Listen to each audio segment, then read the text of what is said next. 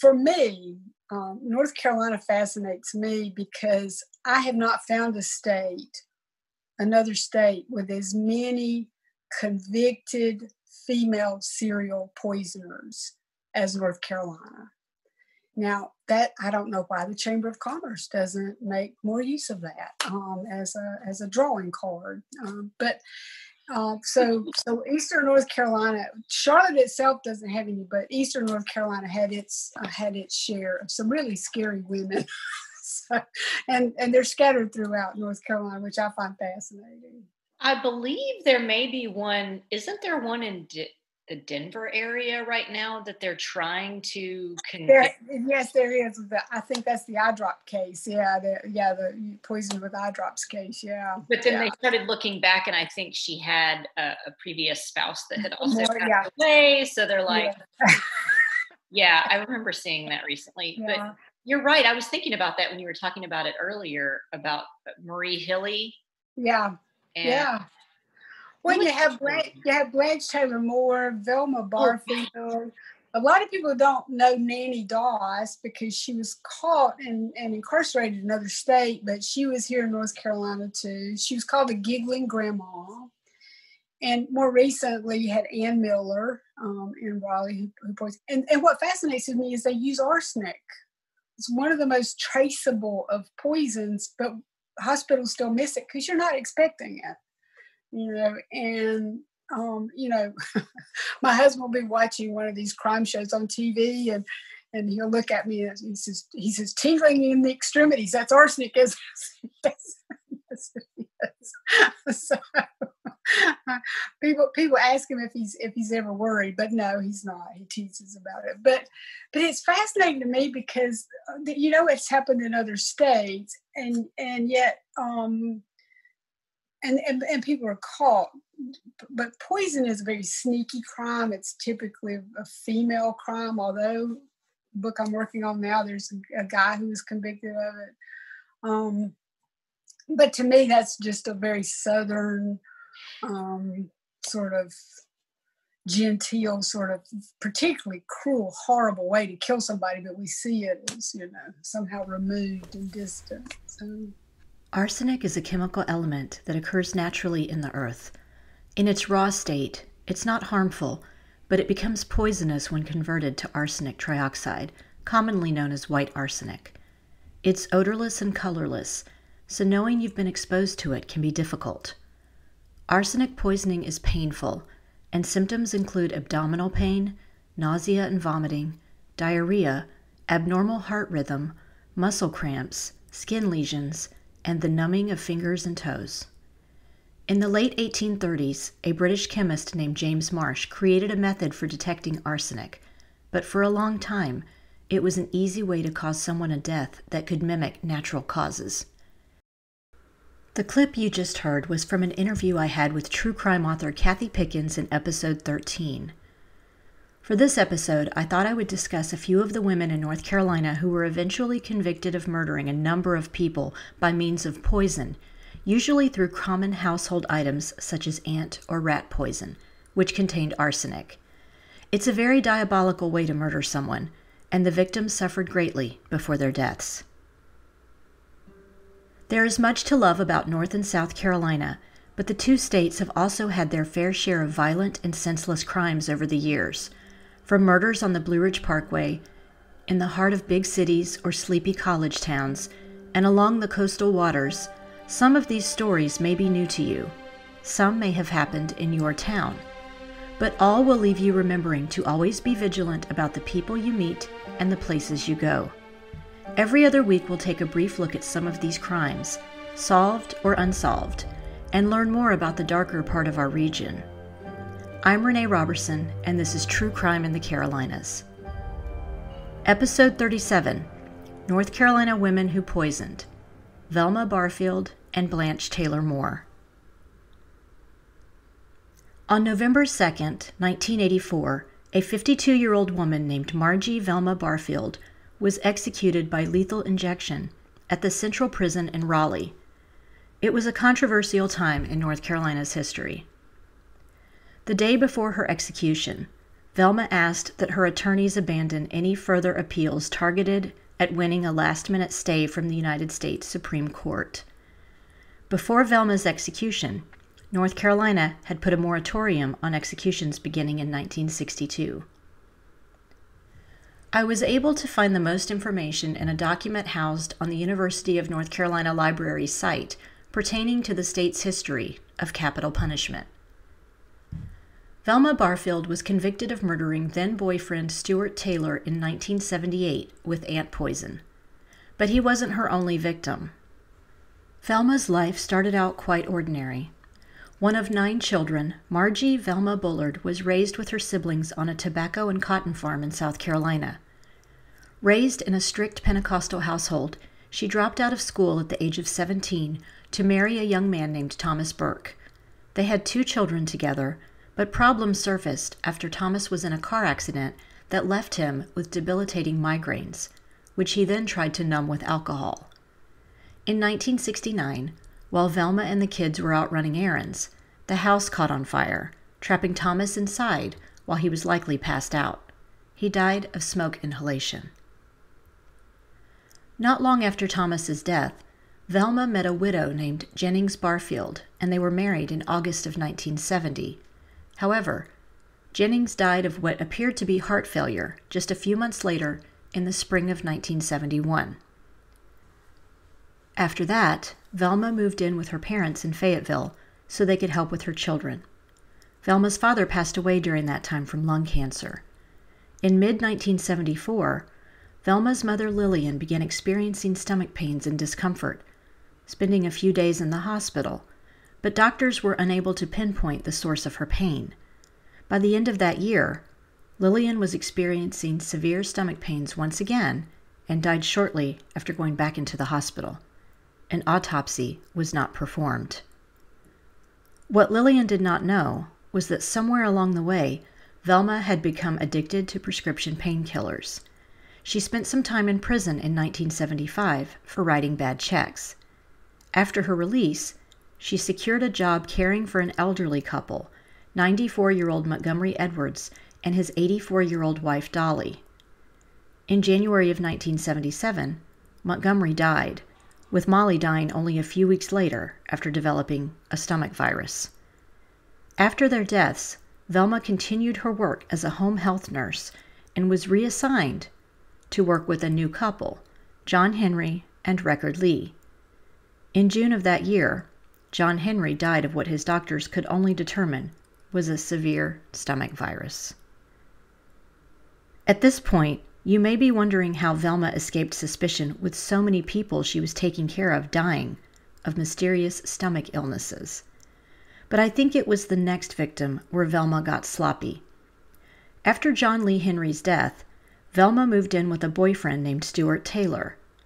While at a Pentecostal revival in Cumberland County, North Carolina, he began complaining of, what else? Stomach pains. He passed away a few days later while in the hospital. The hospital ordered an autopsy, but before the results were released, Velma's sister called the police, telling them Velma had confessed to poisoning Stuart by lacing his tea with ant poison. When interrogated by the police, Velma confessed to poisoning Stuart, her mother, John Henry Lee, and Montgomery and Dolly Edwards. The motive for these murders was that Velma had been stealing from them to support her drug habit, and she murdered them with poison before her crimes could be discovered. Velma Barfield was convicted of the murder of Stuart Taylor in 1978, and the jury recommended the death penalty due to aggravating circumstances. While she had confessed to the 5 murders, she never admitted to murdering her first husband, Thomas Burke, or her second husband, Jennings Barfield. But the fact that Thomas died in a suspicious fire and Jennings from a sudden illness does make me wonder. Before her death, Velma considered herself a born-again Christian and drew support from Billy and Ruth Graham. They petitioned on her behalf for her death sentence to be commuted, but were not successful, likely due to political reasons. A New York Times article noted, Mrs. Barfield's execution, just 4 days before Election Day, may be a factor in the close Senate race here between Governor James B. Hunt Jr., the Democrat, who 6 weeks ago denied an appeal for clemency on behalf of Mrs. Barfield, and Senator Jesse Helms, who is a Republican. Barfield says drugs led her to prison. She became addicted to tranquilizers, she says, during a rocky period in her life. The last 10 years was just like that. Years of a drug nightmare. Days of not knowing where you are or what you've done. Next, I'd like to talk about Blanche Taylor Moore. I only realized recently that North Carolina's oldest death row inmate is an 88-year-old woman named Blanche Taylor Moore. I came upon this realization after watching the Oxygen Network's true crime show Snapped a few months ago, having been intrigued by a promo that it was featuring Southern cases. I remember there being a pretty creepy made-for-TV movie starring actress Elizabeth Montgomery back in the 1990s that told the story of a Southern black widow, but I had no idea how much evil permeated from Blanche Taylor Moore until I dug a little further into her backstory. Blanche Kaiser Taylor Moore was born in Concord, North Carolina, married a young man named James Taylor in 1952. They had 2 children together, and she began a lifelong career working as a cashier at the Kroger chain of grocery stores. Apparently, she began an affair with a man named Raymond Reed, the manager of the store she worked at. In 1973, her husband James passed away from what doctors thought was a heart attack. Blanche and Raymond took their relationship public after her husband died, but it had numerous ups and downs. In 1985, Blanche supposedly began a relationship with another Kroger manager, Kevin Denton, but eventually she filed a sexual harassment lawsuit against him and the grocery store. She settled out of court with Kroger for $275,000 a few years later. Blanche seemed to present 2 different sides of herself to the public. Her co-workers at Kroger later described her as crass and lewd, and it's no secret she liked to pass the time with male co-workers at the store. But she also cultivated a sweet church lady persona, attending regular church services around town and always being willing to serve up pie, sweetened iced tea, and banana pudding. Especially banana pudding.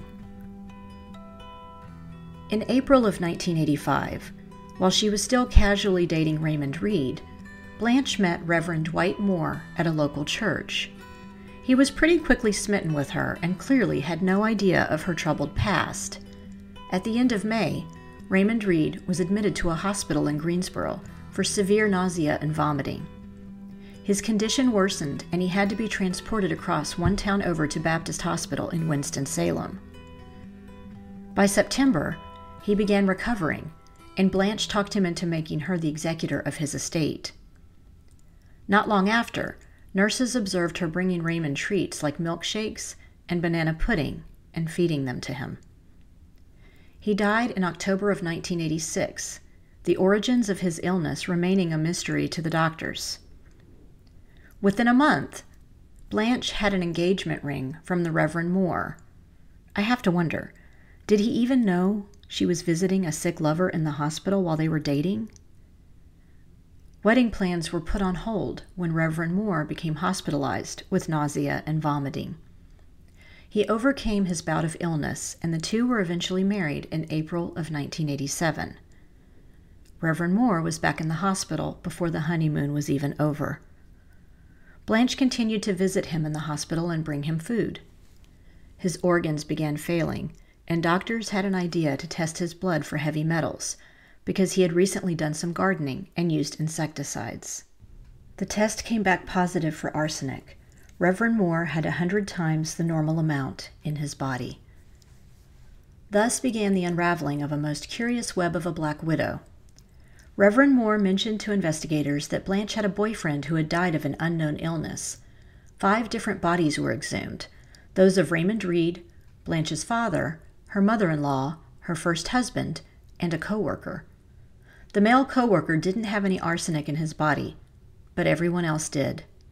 Raymond Reed's arsenic levels were 30 times higher than the normal limit. On July 18, 1989, Blanche Taylor Moore was arrested and charged with the death of Raymond Reed and assault with a deadly weapon in the case of Reverend Moore. During the trial, Blanche made sure to dress demurely and wear a pair of oversized glasses. Her defense was to deny, deny, deny. She denied about having ever brought Raymond Reed or Reverend Moore food in the hospital. She denied ever knowing what the bug poison anti-ant was, although witnesses had seen her buy it in hardware stores, and she even asked Reverend Moore to buy it for her. He had no clue she'd turn around and poison him with it. Blanche was convicted to death, but had her sentence commuted to life in prison in 2010. I had a hard time trying to figure out exactly why Blanche poisoned so many people. Was it her way of exacting revenge? I guess she could have received life insurance in the case of her first husband, but I couldn't find any evidence of that. She did receive part of Raymond Reed's estate, and oddly enough, his sons were fine with her receiving it at the time. They had no idea that she had murdered their father. And she began poisoning Reverend Moore before they were even married. What was the point of that? Part of me wonders if she had an illness where she enjoyed the attention she received when caring for ill loved ones, similar to Munchausen by proxy. Or maybe she was just plain evil. Author Jim Schultz wrote a book about Blanche Taylor Moore titled Preacher's Girl, The Life and Crimes of Blanche Taylor Moore.